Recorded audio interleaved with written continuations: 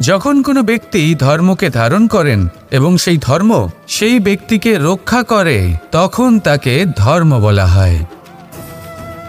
ধর্ম যা রক্ষা করে অহংকার থেকে, খারাপ চিন্তার হাত থেকে।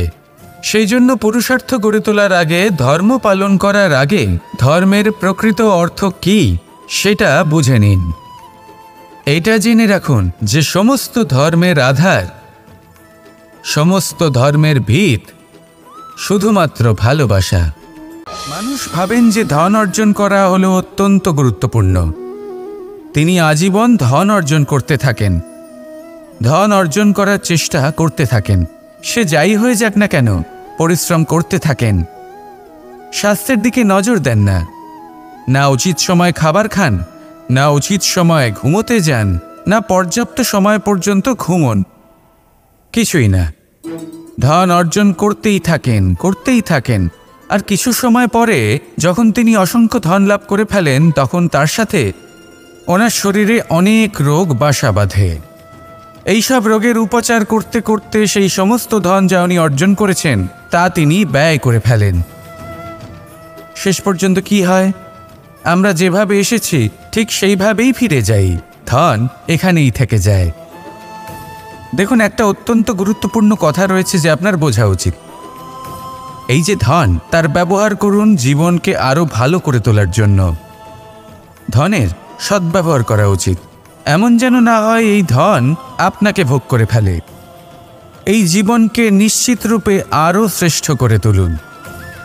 কিন্তু এই ধন অর্জন করার এই প্রক্রিয়াতে নিজের সারা জীবনকে নষ্ট করে ফেলবেন না। এই জীবন উপভোগ করতে শিখুন। আর আমার সাথে ভালোবেসে বলুন, রাধা রাধা। মানুষের মধ্যে একটা বিচিত্র প্রবৃত্তি থাকে, অন্য সকলের বিষয়ে, তাদের জীবনের বিষয়ে, তাদের ব্যক্তিত্বের বিষয়ে, তাদের ভবিষ্যতের বিষয়ে অনুমান করা। এটা হলো অনুচিত।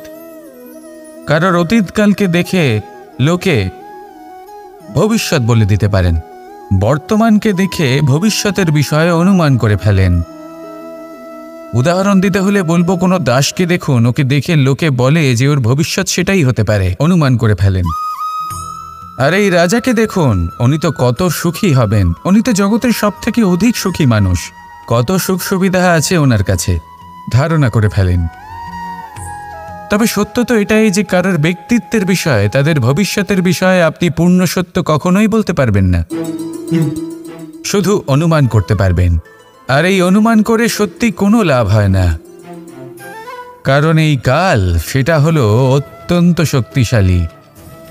কালো থেকে কালোতর কয়লাকেও হীরেতে পরিণত করতে পারে, অনেক বড় বড় রাজাকেও বিদূষক বানিয়ে ফেলতে পারে এক মুহূর্তেই। তাহলে আপনি অনুমান করে কি লাভ? কি পেলেন অনুমান করে? সেই জন্য কারোর বিষয়ে কোনো অনুমান করবেন না, তার ভবিষ্যতের বিষয়ে অনুমান করতে যাবেন না, কারোর বিষয়ে কোনো ধারণা করে নেবেন না। কিছু করতে হলে ভালোবাসুন, সবার মধ্যে ভালোবাসা ছড়ান, সবার মধ্যে ধন্যাত্মক ভাব ছড়ান। এই মন প্রসন্ন হয়ে বলবে, রাধা রাধা। কেউ বলে জীবন খুব ক্ষণস্থায়ী, কেউ বলে জীবন হলো একটা সুন্দর স্বপ্নের মতো, আবার কেউ বলবে জীবন হলো এক কঠোর সত্য। কিন্তু জীবন আসলে কি? জীবন হলো আপনারই প্রতিবিম্ব, একটা দর্পণ। অর্থাৎ আপনি জীবনকে সেইভাবেই পাবেন যেরকম আপনি নিজেকে প্রতিপন্ন করবেন। যদি আপনি দর্পণের দিকে তাকিয়ে হাসেন, তাহলে আপনি সামনে হাসিমুখী দেখতে পাবেন। এবার যদি আপনি গম্ভীর হয়ে থাকেন, তাহলে আপনি একজন রুষ্ট ব্যক্তি দেখতে পাবেন। শেষে সবথেকে বেশি গুরুত্বপূর্ণ হলো আপনার চেষ্টা। আপনাকে সবসময় চেষ্টা করতে হবে যাতে আপনি নিজেকে প্রসন্ন এবং ইতিবাচক মনোভাবে রাখেন। এটা হলো আপনারই উত্তরদায়িত্ব, তাকে পালন করুন। এই মনকে প্রসন্ন রাখুন, এই সংসারকে সুন্দর বলে মনে হবে। আর এই মন প্রসন্ন হয়ে বলবে, রাধা রাধা। কথায় আছে, অন্ধকারে প্রদীপ প্রজ্বলিত করলে চতুর্দিক আলোকিত হয়। কিন্তু যদি এই প্রদীপ আমি সূর্যের আলোর সম্মুখে সকালবেলায় প্রজ্বলিত করে রেখে দিই, তাহলে কি হবে? আপনি বলবেন যে এটা করে তো কোনো লাভই হলো না। সূর্যের প্রকাশের সামনে এই প্রদীপ আসলে কিছুই নয়। এবার এই চিন্তা ভাবনা প্রত্যেক দিন করতে হবে, আর একটা অমূল্য শিক্ষা পেতে হবে। মনে করুন যে আপনি মহাপুরুষের সামনে বসে আছেন, কোনো মহাজ্ঞানীর সামনে। তাহলে সেই ব্যক্তির সামনে নিজের জ্ঞানের প্রদীপ প্রজ্বলিত করবেন না, নীরব থাকুন, আর সেই ব্যক্তির সূর্যের প্রকাশের মতো জ্ঞান প্রাপ্ত করুন। যতটা পারবেন জ্ঞান লাভ করুন। যদি এমন কোনো সময়, এমন কোনো স্থানে আপনি আছেন যেখানে চতুর্দিক অন্ধকার, কারোর কাছেই জ্ঞান নেই, সেখানে নিজের জ্ঞানের প্রদীপ প্রজ্বলিত করুন। এমন করলে দুদিক থেকেই আপনার লাভ হবে। আপনার জ্ঞান প্রাপ্তিও হবে, আর জ্ঞানের সঠিক প্রয়োগও করতে পারবেন। আর এই মন প্রসন্ন হয়ে বলবে, রাধা রাধা। এই সংসারে সাফল্য লাভ করার জন্য জ্ঞানের প্রয়োজন হয়, পরিশ্রমের প্রয়োজন হয়, দৃঢ় নিষ্ঠার প্রয়োজন হয়, নিরন্তর চেষ্টা করা প্রয়োজনীয়। কিন্তু আরও কিছু আছে যা অত্যন্ত প্রয়োজনীয় এবং গুরুত্বপূর্ণ। তা হলো ভালো বন্ধু। তাদের থাকা অত্যন্ত প্রয়োজনীয়। যদি ভালো বন্ধু থাকে তাহলে সময় এলে তারা ঢাল হয়ে আপনাকে সুরক্ষা করবেন। সময় এলে অস্ত্রের মতো শত্রুকে সংহারও করবেন।